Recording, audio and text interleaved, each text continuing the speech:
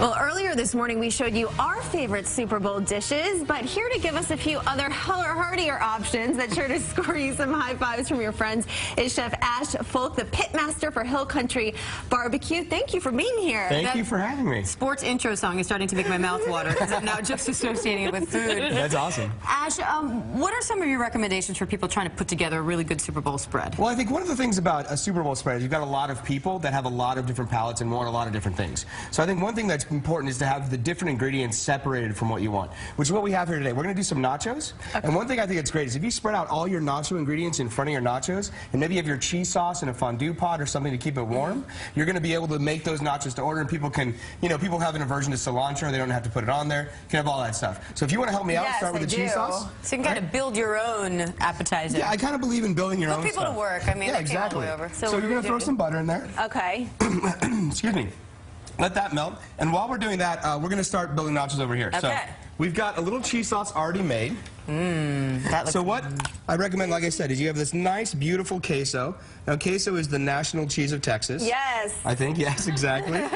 And we've got a bunch of things to put on here. We at Hill Country, we're doing a chili fest right now. So we've got 3 different chilies. So we're going to top our queso and chips with some of those chilies. Okay. What's in your queso? So we're going to make that right now. Oh, okay. So we're going to start with a little butter. And then we add a little onion. That's going to saute. That's going to give it a little depth. If you want to grab a little whisk right there. Yes. Make sure that sautés right up.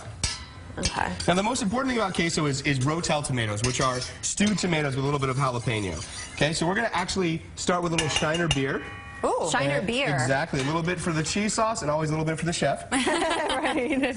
At this hour of the morning. And then you want to add in your rotel tomatoes. Okay. And that's going to come to boil. The most important thing is to get liquid in there first, otherwise your cheese is going to burn onto the bottom. Oh, that's a good tip. So that once that gets to a little bit of a boil, we're going to add the Velveeta. While waiting for that, you can see all these great ingredients here. These are the things you get to choose from. We've got our house pickled jalapenos. And you can just kind of tower this on whatever you like. I'm going to give you some of our chili from Chili Fest, our San Antonio chili at Hill Country.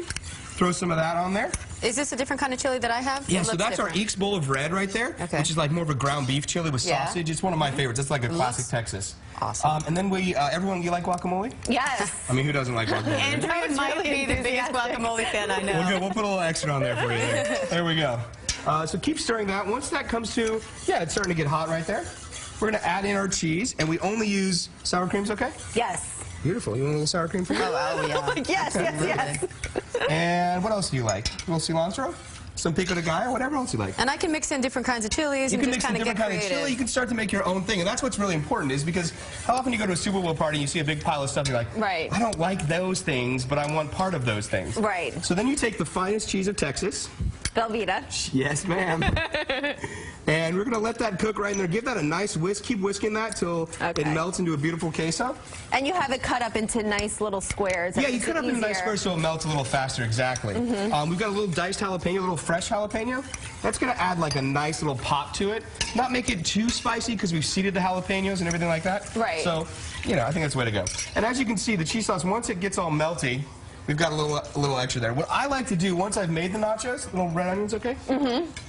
Once I've made the nachos, I like to add one more little layer of cheese sauce. Yes, just a little layer of queso. You can't beat it, right? This is amazing. You know what I like too about these DIY nacho plates? Not only do you get to put your guests to work, but often when you get nachos, everything good's on the top, and then you can't get to the good stuff at the bottom. By the end, you have plain nachos. So this way you can kind of layer it in too. Exactly. You can add more. Now, my favorite thing on nachos is this beautiful thing right here. We do a brisket at Hill Country.